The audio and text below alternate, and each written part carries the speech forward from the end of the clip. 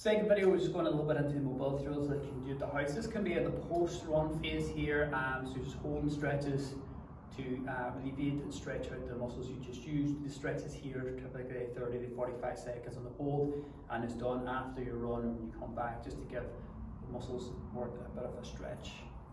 So run through one side, and you just duplicate it on the other side. We're starting off with the standing quad stretch, so like we did again in the class.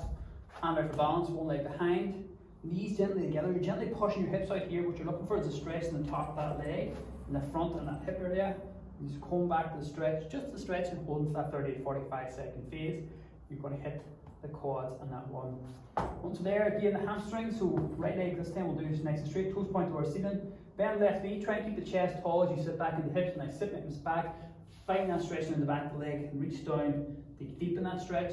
But what we're looking for is just to keep the chest tall as you go down. You want to round the spine because you get deeper into the stretch, but you're not working that hamstring. If I keep that spine lengthened, and you go down a wee bit, and I find that stretch right away. So hold that position, 30 to 45 seconds on both sides.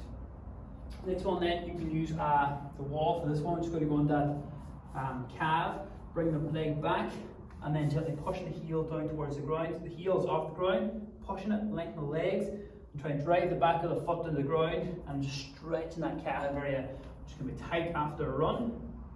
Can be done against the wall, can be done on the ground as well. Pushing that heel into the ground, opposite leg on top of it to deepen that stretch if you need.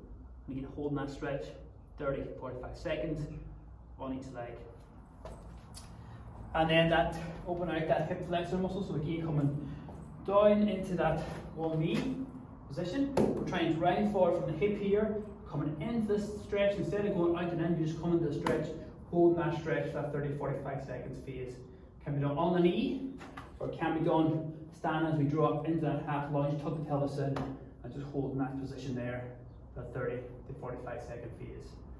And then just the last one then is, last couple can be done seated, can be done stand as well. So standing glute stretch, if you want to do this outside on the car, holding something for balance, right leg across the left knee, coming down into the seated position, stretching out that side, hand gently then push down, lean down gently to get into that hip.